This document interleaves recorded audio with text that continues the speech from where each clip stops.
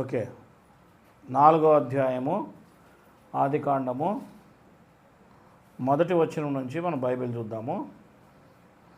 ఆదాము తన భార్య అయిన హవ్వను కూడినప్పుడు ఆమె గర్భవతి అయి కయీనును కని, యెహోవా దయ వలన నేను ఒక మనిషిని సంపాదించుకున్నానెను.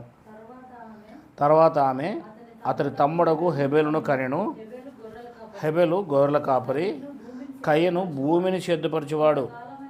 కొంతకాలమైన తర్వాత కయీను పొలం పంటలో కొంత యెహోవాకు అర్పణ తెచ్చెను. హెబెలు కూడా తన మందలో తొలచూలుగా పుట్టిన వాటిలో క్రొవ్విన వాటిని తీసుకుని వచ్చెను. యెహోవా హెబెలును అతని అర్పణను లక్ష్యపెట్టెను. కయీనును అతని అర్పణను ఆయన లక్ష్యపెట్టలేదు. కాబట్టి కయీనుకు మిక్కిలి కోపం వచ్చి అతడు తన ముఖము చిన్నబుచ్చుకునగా, యెహోవా కయీనుతో, నీకు కోపమేలా, ముఖం చిన్నబుచ్చుకున్నావేమి? నీవు సత్క్రియ చేయనిలా తల ఎత్తుకునవా? సత్క్రియ చేయని ఎడల వాకిట పాపం ముంచి ఉండును, నీ ఎడల దానికి వాంఛ కలుగును, నువ్వు దాన్ని ఏలుదు అనెను. ఇక్కడ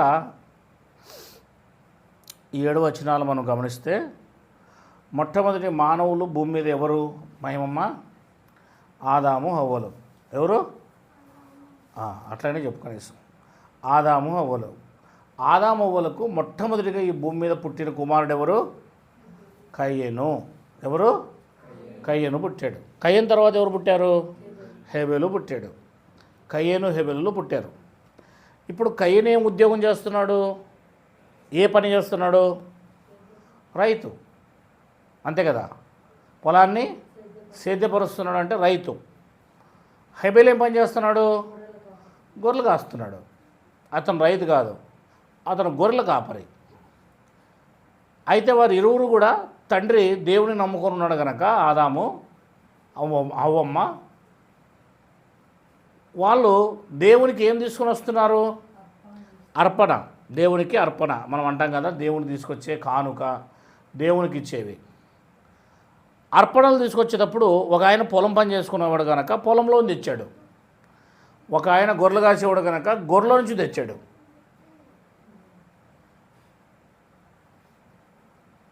ఏమో సీక్రెట్గా చెప్తావు నువ్వు చాలా. గొర్రెలు కాపురు కనుక గొర్రెలోంచి తీసుకొచ్చాడు. పొలం పని కనుక పొలంలోనే తీసుకొచ్చాడు. సరే, ఇద్దరు తీసుకొచ్చి దేవుని ముందు పెట్టారు, దేవుని దగ్గర, దేవుని మందిరంలో. ఇప్పుడు దేవుడు ఏం చేశాడు? అన్న అర్పణను దేవుడు ఒప్పుకోలేదు. తమ్ముడు అర్పణను దేవుడు ఒప్పుకున్నాడు. ఎందుకు ఒప్పుకున్నాడు? ఎందుకు ఒప్పుకోలేదు?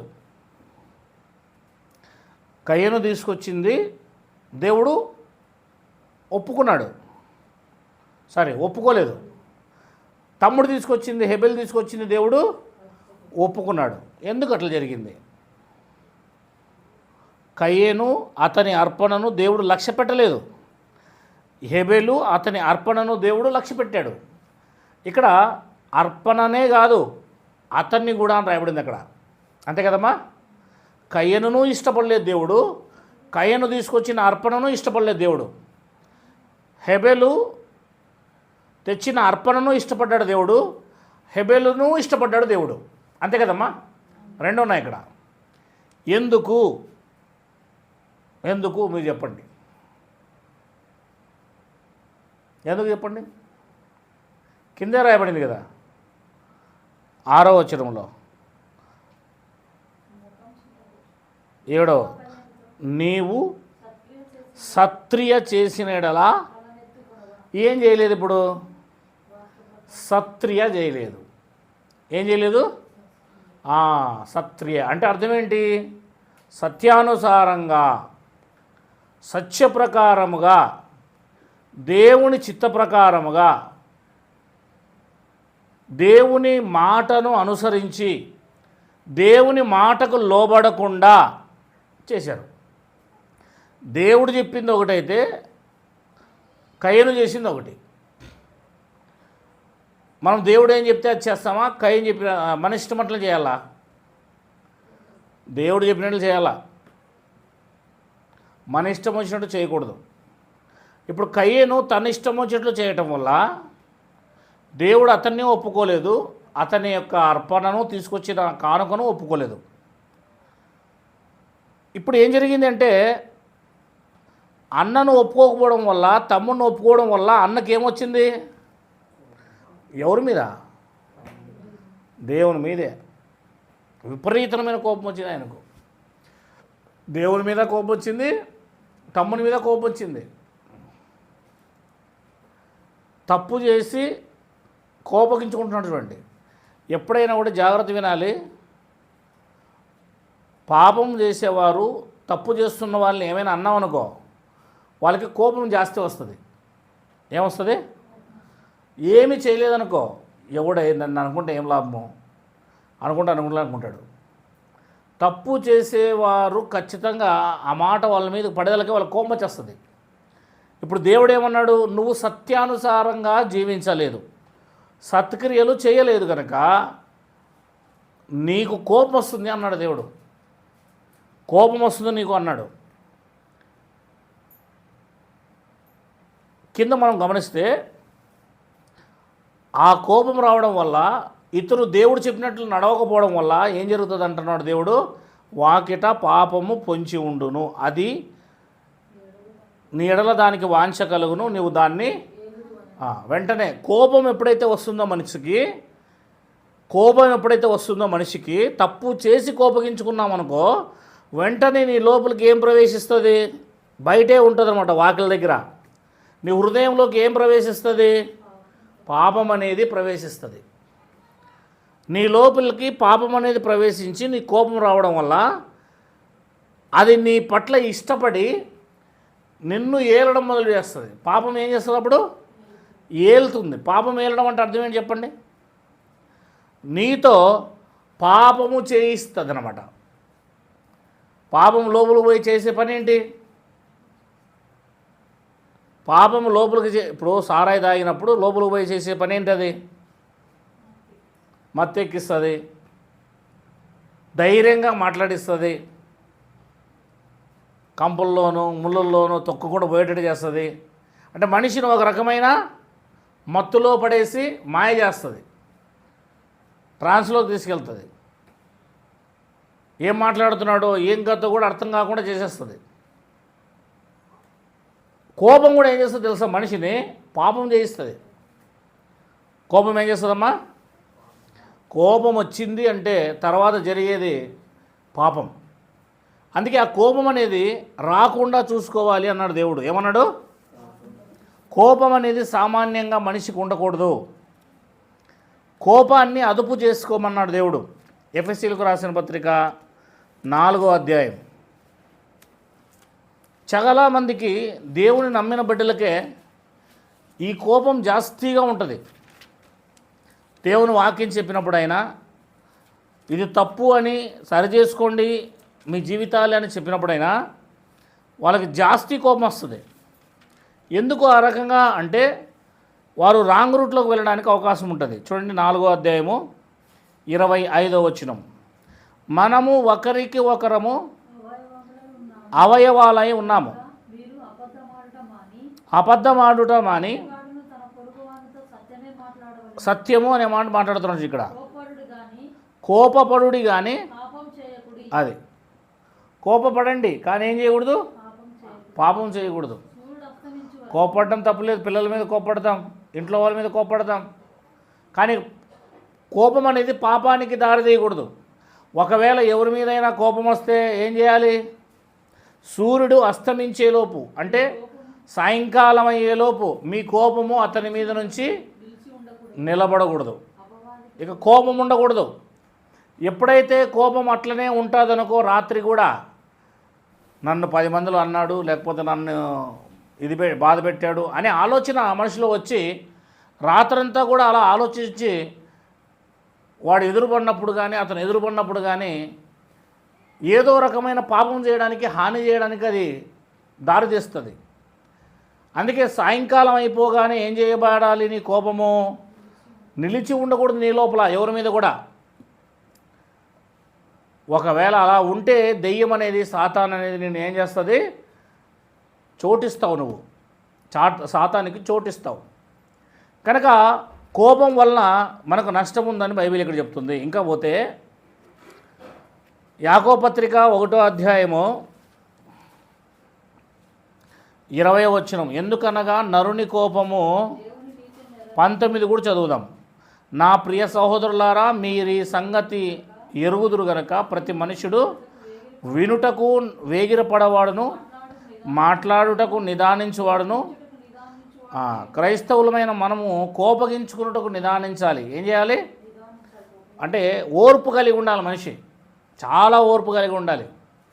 ఓర్పుతో మనము ముందుకు పోవాలి. కోపగించుకున్నటకు నిదానించాలి. ఎందుకంటే వెంటనే కోపగించుకోవడం వల్ల అనర్థాలు జరిగిపోతాయి ఒక్కోసారి కదమ్మా. చేతిలో గడ్డపారు ఉంటే గడ్డపారు తీసుకొని, చేతిలో గొడ్డెలు ఉంటే గొడ్డెలు తీసుకొని, ఎంతోమంది నా కోపం వల్ల ఏం చేశారు తెలుసా? తలలు నరికేసిన వాళ్ళు ఉన్నారు, తలలు పగలగొట్టిన వాళ్ళు ఉన్నారు, జైల్లో పోయి 15 ఏళ్ళు 20 ఏళ్ళు మగ్గిపోయిన వాళ్ళు ఉన్నారు. కోపం రాగానే పరిస్థితి ఏమైపోతుందంటే అన్కంట్రోల్లోకి వెళ్ళిపోతాం అనమాట.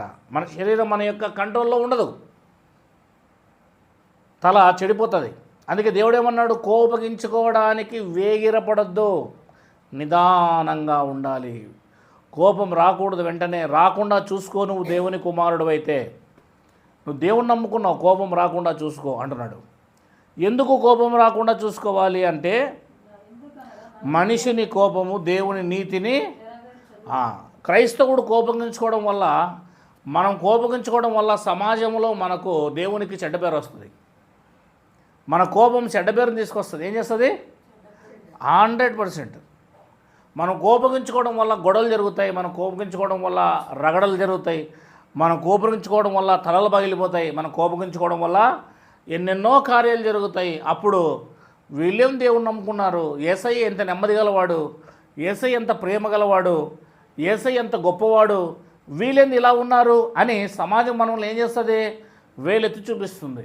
మనం బైబిల్ పట్టుకుని యేసుప్రభు దగ్గరికి, దేవుని దగ్గరికి మనం చర్చికి పోవచ్చు, కానీ మనల్ని సమాజం నమ్మదు. మనం సువార్త చెప్తే వాళ్ళు దేవుని నమ్మరు, మనల్నే వాళ్ళు ముందు వేలెత్తి చూపిస్తారు, ముందు నువ్వు మారిపో అంటారు. కనుక కోపగించుకోవడానికి నిదానంగా ఉండాలి. ఆ తర్వాత కోపం వస్తే పాపం చేయకుండా ఉండాలి. కోపము అనేది ఆ రాత్రికే ఎవరి మీదైనా సరే మానేయాలి. నెక్స్ట్ డేకి కోపం ఉండకూడదు. ఆ తర్వాత కోపం ఉండడం వల్ల ఏం జరుగుతుందంటే దేవుని నీతికి ఆటంకం కలుగుతుంది. ఏం కలుగుతుంది? దేవుని నీతికి ఆటంకం కలుగుతుంది. దేవుని యొక్క కార్యాలే జరగకుండా పోతాయి. కనుక కోపముతో భయంకరమైన పరిస్థితులు జరుగుతాయి. ఇప్పుడు ఫర్ ఎగ్జాంపుల్గా మనం చూద్దాం, ఒక ఆయన్ను మనం గమనిద్దాం. ఆదికాండం 4వ అధ్యాయంలో ఆయన పేరేం పేరు? కయ్యను. ఇంకో ఆయన పేరేం పేరు? హేబేలు.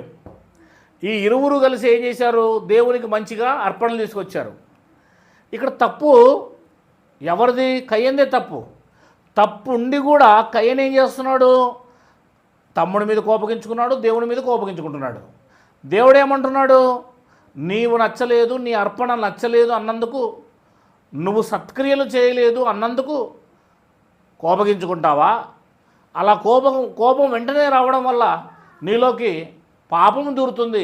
ఆ పాపం నిన్ను ఏలుతుంది. ఆ తర్వాత నువ్వు పాపిగా మారుతావు, నువ్వు ఏదో ఒక అనర్థానికి దారితీస్తావు అని చెప్పాడు దేవుడు. కనుక జాగ్రత్త పడు అని దేవుడు చెప్తే అస్సలు మారలేదండి, అస్సలు మారలేదు. ఏం జరిగిందో చూడండి. 8వ వచనం, 4వ అధ్యాయము 8వ వచనం. కయ్యను తన తమ్ముడైన హెబెలుతో మాట్లాడెను. వారు పొలములో ఉన్నప్పుడు కయ్యను తన తమ్ముడైన హెబెలు మీద పడి సొంత రక్త సంబంధి తమ్ముడిని ఏం చేసేసాడు? పొలంలో చంపేశాడు. దేనికోసం చంపాడు? నన్ను మెచ్చుకోలేదు దేవుడు, నిన్ను మెచ్చుకున్నాడు. మెప్పుల కోసం. దేనికోసము? అన్నదమ్ములు ఇద్దరు ఏమవుతున్నారు? మొట్టమొదటిగా పుట్టిన వాళ్ళు వీళ్ళు. ఒకే తల్లి గర్భంలో, ఒకే తండ్రి గర్భంలో పుట్టిన వీళ్ళు దేవుని దగ్గరకు వచ్చినప్పుడు దేవునికి ఇచ్చే అర్పణలో నువ్వు తప్పుగా తీసుకొచ్చావు, నువ్వు సరిగా తీసుకురాలేదు, నువ్వు మనసు సరిగా లేదు, నీకు నువ్వు సత్క్రియలు చేయలేదు, నువ్వు విశ్వాసంతో తీసుకురాలేదు దేవుడు నా దగ్గర. కానీ దేవుడు అంటే నన్ను మెచ్చుకోడు కదా, నన్ను తమ్ముడు మెచ్చుకుంటాడు కదా అని చెప్పేసి వీని లేకుండానే చేద్దామని చెప్పేసి పొలంలో వాని మీద పడి రాయి ఎత్తి చంపేశాడు. తమ్ముడిని చంపేశాడు. కోపం ఎలాంటి దారి తీస్తుందో చూడండి. కోపం ఏం చేసింది? నిన్నటి రోజే తమ్ముడి మీద కోపాన్ని పోగొట్టుకొని తీసివేసి ఉంటే హాయిగా ఇంటికి పోయి ఉంటే సర్లేరా, దేవుడు నిన్నే మెచ్చుకున్నాడు, నువ్వు దేవుడు చెప్పింది ఇచ్చావు, నేను దేవుడు చెప్పింది చేయలేదు, సర్లే ఈసారి నేను దేవుడు చెప్పింది చేస్తా, నేను కూడా మెచ్చుకుంటా, మెచ్చుకునేటట్టుకు దేవుడితో ఉంటా అని అనాలి కదా, అంతే లేదా? మనము దేవుని పిల్లలం కూడా మనం ఎలా ఉండాలంటే అంతా మనమే అనేటట్టుగా మనం ఉండకూడదు. ఇతరుల మీద కోపగించుకునేటట్టుగా కూడా మనము ఎప్పుడు ఉండకూడదు. కనుక కోపము అనేది మనిషికి ఎక్కడికి దారి తీస్తుందంటే చంపేదాకా దారి చేసింది, ఇతరుల్ని చంపేదాకా దారి తీసింది. చూడండి, ఇప్పుడు చనిపోయాడు ఆయన, ఏమయ్యాడు? సొంత తమ్ముడు ఏమైపోయాడు? చనిపోయాడు. అప్పుడు ఏం జరిగిందో చూడండి. 9 దేవుడు వచ్చి ఇప్పుడు నీ తమ్ముడు ఎక్కడున్నాడు అని అన్నను అడుగుతున్నాడు. నాకేం తెలుసు? నేనేమన్నా నా తమ్మునికి కాపలా పెట్టావా? నన్నేమన్నా నువ్వు? నేనేమన్నా కాపలా కాసుకుంటూ కూర్చుంటున్నావు వాడు ఏడాది తిరుగుతున్నాడు అనేది అని దేవుడితో ఎలా మాట్లాడుతున్నాడు చూడండి. నీ తమ్ముడు ఎక్కడా అని అడిగితే నాకేం తెలుసు, నేనేమన్నా కావలి వాడినా అని చెప్పేసి అంటున్నాడు దేవుడితో. అప్పుడు నీవు చేసిన పని ఏమిటి? నీ తమ్ముని యొక్క రక్తము నేలలో నుంచి నాకు మొరబెడుతుంది, కావున నీ తమ్ముని యొక్క రక్తమును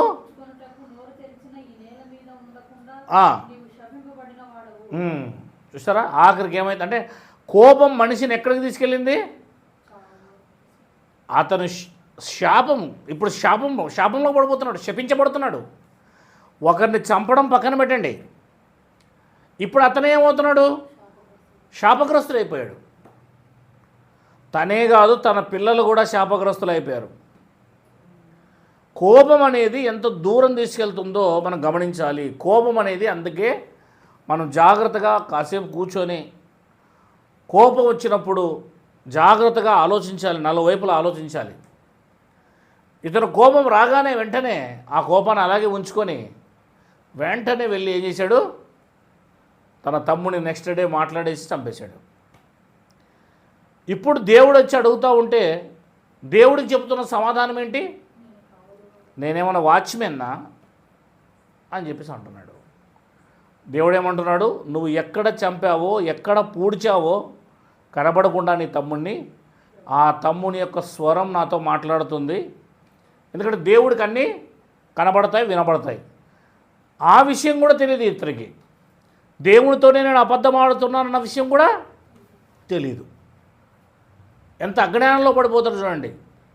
మనిషి తప్పు చేసినప్పుడు ఎవరితో మాట్లాడుతున్నాం, ఏం మాట్లాడుతున్నాం అన్నది కూడా తెలియని స్థితికి వెళ్ళిపోతారు. ఆఖరికి దేవుడు ఏం చేశాడు? నువ్వు శపింపబడిన వాడవు, నీవు నేలను సిద్ధపరచబడినప్పుడు అది తన సారము నీకు మీద నీకు ఇయ్యదు, నీవు భూమి మీద దిగులు పడుచు దేశ దిమ్మరివై ఉందవనెను. అందుకు కయ్యను, నా దోష శిక్ష నేను భరించలేనంత గొప్పది, నేడు ఈ ప్రదేశం నుండి నన్ను వెళ్ళగొట్టితివి, నీ సన్నిధికి రాకుండా వెలివేయబడి దిగులు పడుచు భూమి మీద దేశ దిమ్మరినై ఉందును. కావున నన్ను కనుగొని వాడెవడో వాడు నన్ను చంపునని యెహోవాతో ఆనేను అంటే చూడండి. కనుక చివరికి ఇతని పరిస్థితి ఏమైందంటే దేవుని చేత శపింపబడిన వాడై వాళ్ళ ఇంట్లో లేకోకుండా దేశ దిమ్మరిగా తిరిగేవాడిగా మారిపోయాడు. ఇంటిలో నుంచి వెళ్ళిపోయే స్థితికి వచ్చేసాడు, దేశ దిమ్మరి. కనుక మనం చాలా జాగ్రత్తగా ఆలోచిస్తే కయ్యను, హెబెలు, అందుకే దేవుడు ఏమంటాడంటే వీళ్ళ కోసము ఒకసారి మనం చూద్దాం. మొదటి యోహాను పత్రిక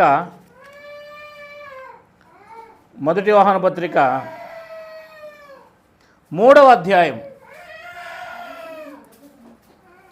3వ అధ్యాయం ఒకసారి 12వ వచనం చదువుదాము. మనము కయ్యను వంటి వారమై ఉండరాదు. ఇప్పుడు మనం ఎలా ఉండకూడదంటమ్మా? ఎలా ఉండకూడదు? ఎందుకు కయ్యను వంటి వారమై ఉండరాదు? కయ్యను ఏం చేశాడని చెప్తుంది చూడు. వాడు దుష్టుని సంబంధి అయి తన తమ్ముణ్ణి చంపాడు. ఎవరిని చంపాడు? చంపేశాడు. అందుకే కయీను వలే మనం ఉండరాదు, కయీను వలే మనం ఉండరాదు. తమ్ముణ్ణి చంపేశాడు. వాడతనిని ఎందుకు చంపాను చెప్పండి? ఎందుకు చంపాడు? తన క్రియలు చెడ్డవియు, తన సహోదరుని క్రియలు నీతి గలవై ఉండెను గనుక అని రాబడించండి. తమ్ముడు నీతిగా జీవించాడు, నీతి చేశాడు పరిశుద్ధముగా. యేసుప్రభుని ఈ లోకంలో ఎందుకు చంపారండి? నీతి క్రియలు చేసినందున, నీతిగా బ్రతికినందున, పరిశుద్ధంగా బ్రతకమని చెప్పినందున. నీతిగా బ్రతకండి, పరిశుద్ధంగా బ్రతకండి, పాపం చేయకండి అని ప్రజలకి నేర్పిస్తున్నందున ఏం చేశారు? ఆయనను చిలువేసి చంపేశారు. అట్లా ఇట్లా కాదు. నీలాంటి వాడు ఈ లోకంలో ఉండకూడదురా, నువ్వు అందరినీ మార్చేస్తావు కనుక నువ్వు ఈ లోకం నుంచి వెళ్ళిపో అని చెప్పేసి అందరు కలిసి ఏం చేశారు? కేకలేసి మరలా యేసుప్రభుని ఈ లోకం నుంచి పంపించేశారు. అంటే నీతిగా బ్రతకండి, పరిశుద్ధమైన జీవితం కలిగి ఉండండి, పాపాలు చేయకుండా బ్రతకండి అన్నందుకు ఈ లోకం మనుషులు ఏం చేస్తుంది అంటే చంపేస్తుంది. మీరు బైబిల్ పట్టుకొని, కరపత్రాలు పట్టుకొని వెళ్ళండి, ఊర్లకు వెళ్ళండి, యేసుప్రభుని నమ్ముకోండి, ఆయన మనందరి కోసం ప్రాణం పెట్టాడు, ఆయన నిజదేవుడు, ఆయన నీతిగా బ్రతకమని చెప్పాడు, పాపం చేయకుండా అన్నారనుకోండి, మనల్ని ఏం చేస్తారు? కొట్టడానికి వస్తారు, తిట్టడానికి వస్తారు. ఏం చేస్తారు? కొట్టడానికి వస్తారు, తిట్టడానికి వస్తారు, లేదంటే మా ఊరు ఇడిచిపెట్టి వెళ్ళిపోండి, మా ఊరు ఇడిచిపెట్టి వెళ్ళిపోండి, మీరు మా ఊర్లో ప్రకటించొద్దండి యేసుప్రభు కోసం, మీరు వేరే ఊర్లో ఏడైనా ప్రకటించుకోండి అని చెప్తారు. అంటే ఈ లోకము నీతిగా జీవించడం అనేది ఈ లోకానికి నచ్చదు. ఎట్లది కావాలా? గొడవలు కావాలా, కొట్టుకోవడం కావాలా, చంపుకోవడం కావాలా, లోకంలో పాపం చేసేది కావాలా, ఇష్టం వచ్చినట్టు తాగేది కావాలా, ఇష్టం వచ్చినట్టు జీవించేది కావాలి ఈ లోకానికి. అట్లాంటి వారిని స్నేహం చేసుకుంటుంది. ఇది ఏం చేసుకుంటుంది? ఈ లోకం స్నేహం చేసుకుంటుంది. అదే ఊర్లో అదే సువార్త ప్రకటిస్తూ ఉంటే, సువార్త ప్రకటించే వాళ్ళు, మంచి క్రియలు చేసే వాళ్ళని బయటికి గెదివేస్తారు. ఆ ఊర్లో ఎవరైనా తాగుబోతులు వస్తే వాళ్ళని అక్కని చేర్చుకొని, రండ్రా కూసుందాం బిర్యానీ తిందాం, రండ్రా కూసుందాం మనము తాగుదాం, రండ్రా కూసుందాం మనము ఇస్పటాకులు ఆడదాం అని చెప్తారు. అంటే ఈ లోకంలో మంచి అనేది లేదు, మంచి అనేది లేదు, అంతా కూడా మోసమే. ప్రతి మనిషి కూడా ఎలా తయారైపోయాడు? ఇప్పుడు స్వార్థపరుడుగా తయారైపోయాడు. అంతే కదమ్మా? మనిషి లోకంలో స్వార్థపరుడుగా తయారయ్యాడు. మనిషి స్వార్థపరుడుగా తయారైపోయిన వాడిని దేవుడు ఏమంటున్నాడు ఇప్పుడు ఇక్కడ? మనము క్రియలలో పరిశుద్ధులంగా ఉండాలి, మనము కయ్యను వంటి వారమై ఉండరాదు. వాడెవడు? దుష్టుడు. దుష్టుడు అంటే అర్థం ఏంటి? దెయ్యం పిల్లడు, దెయ్యానికి కుమారుడు, సాతానికి కుమారుడు. వాడు దేవుని కుమారుడు కాడు. అందుకే వాడు ఏం చేశాడు అంటే మనుషుల్ని చంపేశాడు. మనము కయ్యను వంటి వారమై ఉండరాదు అని రాబడింది బైబిల్లో. మరి ఎలా ఉండాలి అని అంటే హెబేలు వంటి వారమై ఉండాలి. హెబేలు ఎలా తీసుకొచ్చాడు చూడండి దేవుని దగ్గరికి. హెబ్రీయులకు రాసిన పత్రిక 11వ అధ్యాయము 5వ వచనం చదవండి.